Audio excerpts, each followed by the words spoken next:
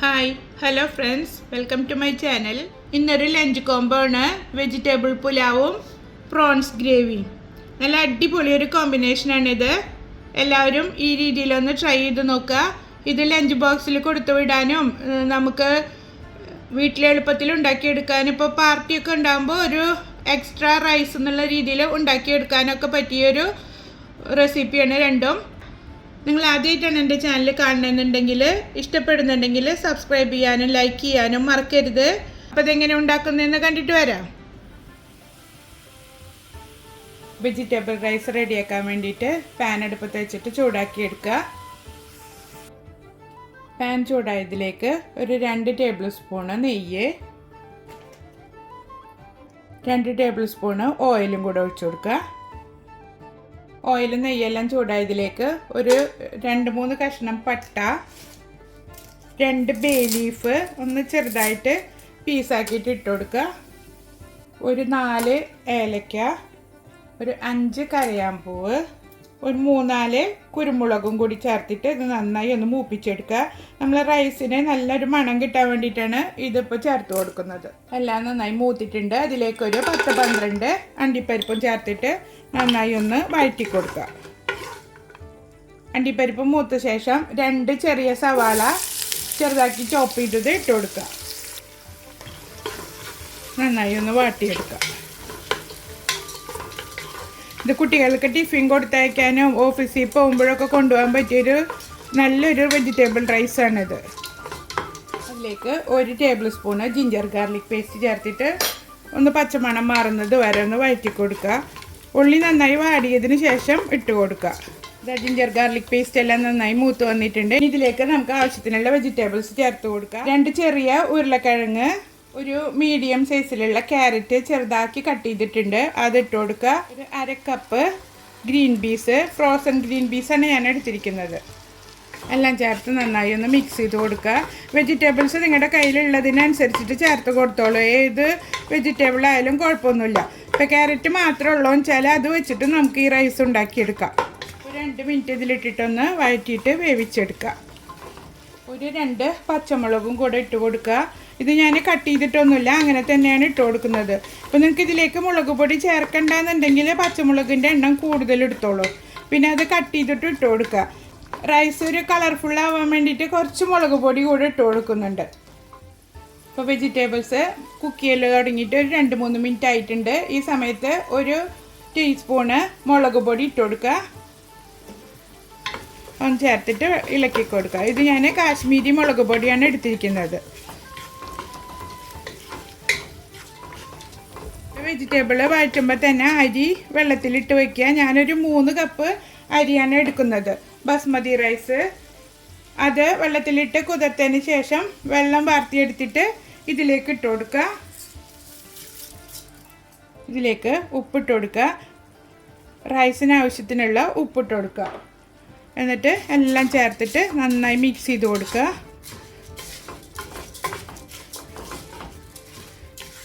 ഇതിലിട്ടിട്ട് ഒന്ന് മൊരിയിച്ചെടുക്കണം. ആ സമയം കൊണ്ട് ഇതിലേക്ക് ആവശ്യമായിട്ടുള്ള വെള്ളം അപ്പുറത്ത് തിളപ്പിക്കാൻ വെക്കുക. 1 കപ്പ് അരിക്ക് 2 കപ്പ് വെള്ളം എന്നുള്ള കണക്കിലാണ് എടുക്കുന്നത്. ഞാനൊരു 4 കപ്പ് വെള്ളം ഇപ്പോൾ തിളപ്പിക്കാനായിട്ട് വെച്ചിട്ടുണ്ട്. 2 കപ്പ് ഇതിലേക്ക് തേങ്ങാപ്പാലാണ് ഒഴിച്ചു കൊടുക്കുന്നത്. അത് നിങ്ങളുടെ ടേസ്റ്റിനനുസരിച്ചിട്ട് ചെയ്ത് കൊടുക്കുക. തേങ്ങാപ്പാൽ വേണ്ടാന്നുണ്ടെങ്കിൽ 6 കപ്പ് വെള്ളം എടുത്തോളൂ. ഇപ്പോൾ തേങ്ങാപ്പാൽ ഒഴിക്കുമ്പോൾ നമുക്ക് ഫ്രഷ് തേങ്ങ തന്നെ എടുത്തിട്ട് പാലെടുക്കണം എന്നില്ല. കോക്കനട്ട് മിൽക്ക് പൗഡർ ഉണ്ടെങ്കിൽ അത് കലക്കിയിട്ട് എടുത്താലും മതി. ഒരു 2 കപ്പ് വെള്ളത്തിലേക്ക് 1/2 കപ്പ് കോക്കനട്ട് പൗഡർ ഇട്ടിട്ട് മിക്സ് ചെയ്തെടുത്താൽ മതി. ഞാനിപ്പോൾ അതാണ് ഇതിലേക്ക് ഒഴിച്ചു കൊടുക്കുന്നത്. ഇപ്പോൾ റൈസ് ഇതിലിട്ടിട്ട് മിക്സ് ചെയ്ത് തുടങ്ങിയിട്ട് ഒരു 5 മിനിറ്റ് ആയിട്ടുണ്ട്. ഈ സമയത്ത് നമുക്ക് തേങ്ങാപ്പാലും തിളപ്പിച്ച വെള്ളമൊക്കെ ഒഴിച്ചു കൊടുക്കാം.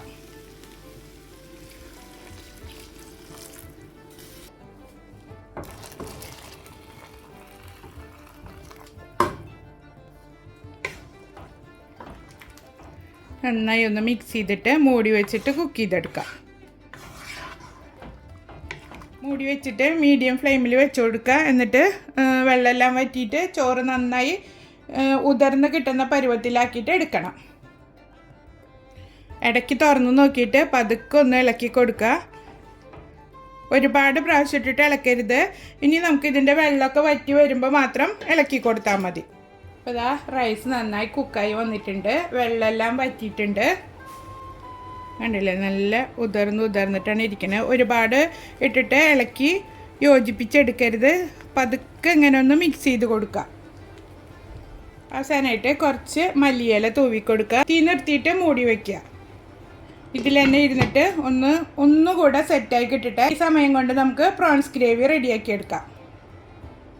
ചെമ്മീൻ ഞാൻ ക്ലീൻ ചെയ്തെടുത്തിട്ടുണ്ട്. 2 സൈഡും ക്ലീൻ ആക്കി എടുക്കണം. 2 സൈഡിലും ഉണ്ടാവും ഈ ഒരു തരം കറുത്തൊരു ഞരമ്പ് പോലത്തത്. അതുണ്ടായി കഴിഞ്ഞാൽ നമുക്ക് നല്ല വയറുവേദന വരും. അപ്പോൾ അതുകൊണ്ട് എല്ലാം ക്ലീൻ ചെയ്തിട്ട് ഉപ്പും വിനീഗറും ഇട്ട് കഴുകി വൃത്തിയാക്കി എടുക്കുക.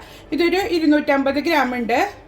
ഇത് ഇത്തിരി വലിയ ചെമ്മീനായതുകൊണ്ട് ഞാനൊന്ന് കട്ട് ചെയ്തിട്ടാണ് ഇട്ട് കൊടുക്കുന്നത്. ഞാനൊരു പാൻ അടുപ്പത്ത് വെച്ചിട്ട് നന്നായി ചൂടാക്കി എടുത്തിട്ടുണ്ട്. ഒരു 2 ടേബിൾ സ്പൂണോളം ഓയിൽ ഒഴിച്ചു കൊടുക്കുക. ഓയിൽ നന്നായി ചൂടായി വരുമ്പോൾ ഒരു 2 മീഡിയം സൈസിലുള്ള സവാള ചോപ്പ് ചെയ്തെടുക്കുക. അതിലേക്ക് ഇട്ട് കൊടുക്കുക. 2 തണ്ട് കറിവേപ്പിലയും കൂടി ഇട്ട് കൊടുത്തിട്ട് നന്നായി വാട്ടിയെടുക്കുക. നന്നായി വാടി കിട്ടണം, നല്ല ഗോൾഡൻ കളറാവുന്നത് വരെ വാട്ടിയെടുക്കണം. അപ്പോഴാണ് നമ്മുടെ പ്രോൺസ് ഗ്രേവി നല്ല ടേസ്റ്റ് ആയിട്ട് കിട്ടുക. സവാള നന്നായി വാടി വന്നിട്ടുണ്ട്. അതിലേക്ക് 1 ടേബിൾ സ്പൂണോളം ജിഞ്ചർ ഗാർലിക് പേസ്റ്റ് ഇട്ട് കൊടുക്കുക. എന്നിട്ട് ഇതിൻ്റെ പച്ചമണം എല്ലാം മാറുന്നത് വരെ നന്നായി ഒന്ന് വഴറ്റി കൊടുക്കുക. ഇതിലേക്ക് ആവശ്യത്തിനുള്ള മസാലകൾ ചേർത്ത് കൊടുക്കുക. 1 ടേബിൾ സ്പൂണ് മുളക് പൊടി നിങ്ങളുടെ എരിവിനനുസരിച്ചിട്ട് കൂട്ടിയും കുറച്ചൊക്കെ എടുത്തോളൂ. 1/2 ടീസ്പൂണ് മഞ്ഞൾപ്പൊടി എല്ലാം ചേർത്തിട്ടൊന്ന് ഇളക്കി കൊടുക്കാം. 1 ടേബിൾ സ്പൂണ് കറി പൗഡർ. ഇപ്പോൾ കറി പൗഡർ നിങ്ങളുടെ കയ്യിൽ ഇല്ലാന്നുണ്ടെങ്കിൽ ജീരകപ്പൊടിയും പെരുംജീരകപ്പൊടിയും ചേർത്ത് കൊടുത്താലും മതി. മസാല കരിയാതെ നന്നായിട്ട് വഴറ്റിയെടുക്കുക. നല്ല മൂത്ത മണം വരുന്നത് വരെ വഴറ്റുക.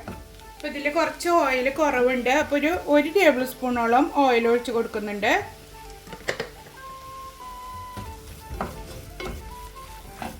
മസാല എല്ലാം വാടി നല്ല എണ്ണ തെളിഞ്ഞ് വരുന്ന പരുവത്തിലായിട്ടുണ്ട്. ആ സമയത്ത് ഒരു 3 തക്കാളി ചോപ്പ് ചെയ്ത് ചേർത്ത് കൊടുക്കുക. മീഡിയം സൈസിലുള്ള 3 തക്കാളിയാണ് ഞാൻ എടുത്തിരിക്കുന്നത്. ഇതിലേക്ക് ആവശ്യത്തിനുള്ള ഉപ്പിട്ട് കൊടുക്കുക. ഇതുപോലൊരു സ്പൂണിൽ ഒരു 3/4 ടേബിൾ സ്പൂണോളം ഉപ്പ് ഞാൻ എടുത്തിട്ടുണ്ട്. തക്കാളി എല്ലാം വാടിയിട്ടുണ്ട്. അതിലേക്ക് ഒരു 1/2 ടേബിൾ സ്പൂണോളം ഗരം മസാലപ്പൊടി ചേർത്ത് കൊടുക്കുക. എന്നിട്ട് നന്നായി ഇളക്കി മിക്സ് ചെയ്ത് കൊടുക്കുക. പിന്നെ നന്നായി മിക്സ് ആയി കിട്ടിയിട്ടുണ്ട്. ഇനി ഇതിലേക്ക് നമുക്ക് ക്ലീൻ ചെയ്ത് വെച്ചിരിക്കുന്ന പ്രോൺസ് ചേർത്ത് കൊടുക്കാം. നന്നായി മിക്സ് ചെയ്ത് കൊടുക്കുക. ഇതിലേക്ക് വെള്ളമൊന്നും ഒഴിച്ചു കൊടുക്കണ്ട. ഇതിൽ നിന്ന് ഇറങ്ങി വരുന്ന വെള്ളം മാത്രം മതി നമുക്ക്.